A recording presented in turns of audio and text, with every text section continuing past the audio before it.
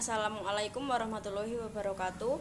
Perkenalkan, saya Siti Nur Thayyibatun, mahasiswa UIN Wali Songo Semarang, Fakultas Syariah dan Hukum, Prodi Hukum Keluarga Islam, kelas HKIC 1, dengan nomor induk mahasiswa 21020161133. Di sini saya akan menjelaskan sedikit tentang kodifikasi hadis.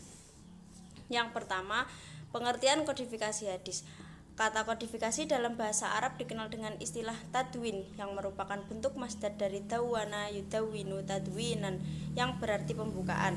Pembukuan adalah mengumpulkan sesuatu yang tertulis dari lembar-lembaran dan hafalan-hafalan yang ada di dalam dada, kemudian menyusunnya hingga menjadi satu kitab.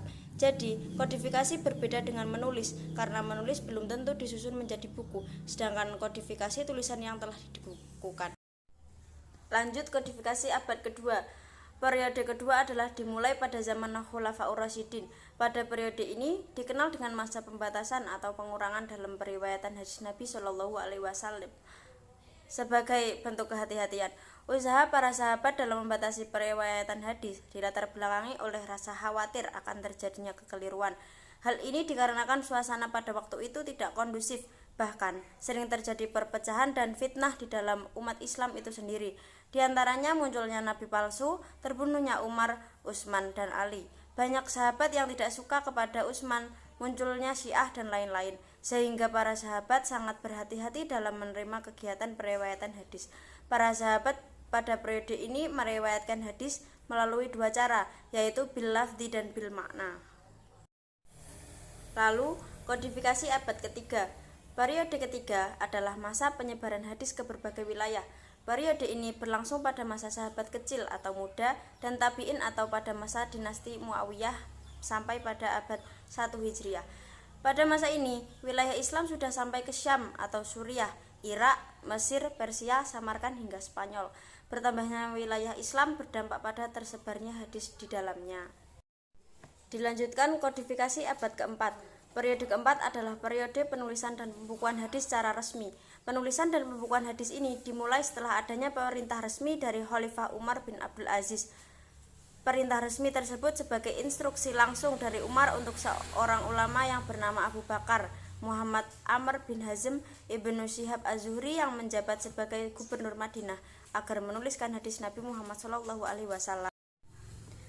Latar belakang Umar bin Abdul Aziz menginstruksikan agar mengkodifikasi hadis adalah karena kekhawatiran akan hilangnya hadis seiring meninggalnya para perawi hadis dan karena akan bercampurnya hadis Nabi Shallallahu Alaihi Wasallam dengan hadis palsu. Pengkodifikasian hadis ini berlangsung hingga pemerintahan Bani Abbasiyah, tepatnya pada pertengahan awal abad ketiga Hijriah. Pada periode ini banyak melahirkan ulama hadis seperti Ibnu Juraid di Mekah, Ibnu Syihab Az-Zuhri, Ali Ishaq, dan Imam Malik di Madinah, Ar-Rabi bin Syihab dan Abdurrahman Al-Auza'i di Suriah. Selain itu juga termasuk Imam Syafi'i di Mesir dan Imam Ahmad bin Hambal di Baghdad.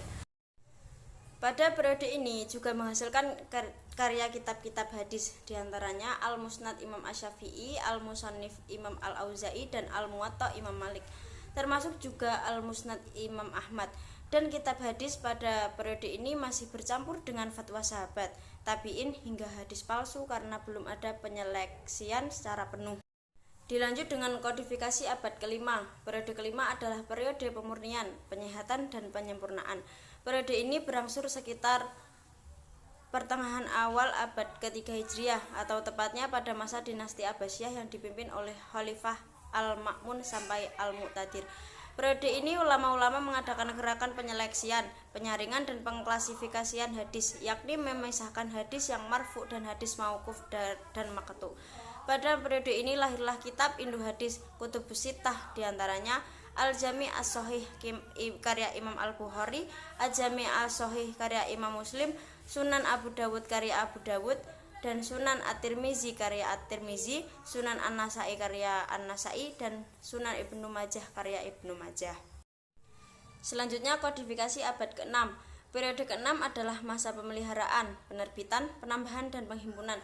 Periode ini berlangsung 2,5 abad, mulai dari abad 4 sampai pertengahan abad ke-7 Hijriah. Tepatnya pada saat dinasti Abbasiyah jatuh ke tangan Hulagu Han pada tahun 656 Hijriah. Periode ini tidak jauh berbeda dengan periode kelima, sehingga periode ini juga melahirkan banyak ulama dan kitab hadis. Di antaranya Sulaiman bin Ahmad At-Tabrani, karyanya Al-Mu'jam Al-Kabir, Al-Mu'jam Al-Awsat, dan Al-Mu'jam As-Shaghir. Abdul Hasan Ali bin Umar bin Ahmad Ad-Daruqutni, karyanya Sunan Daruqutni. Ibnu Huzaimah Muhammad bin Ishaq, karyanya Sahih Ibnu Huzaimah. Abu Bakar bin Husain Ali Al-Baihaqi, karyanya Sunan Al-Kubra. Al-Asyaukani, karyanya Nailul Autar. Muhyiddin Abu Zakaria An-Nawawi, karyanya Riyadhus Shalihin, dan lain-lain. Sekian penjelasan dari saya, kurang lebihnya mohon maaf. Wassalamualaikum warahmatullahi wabarakatuh.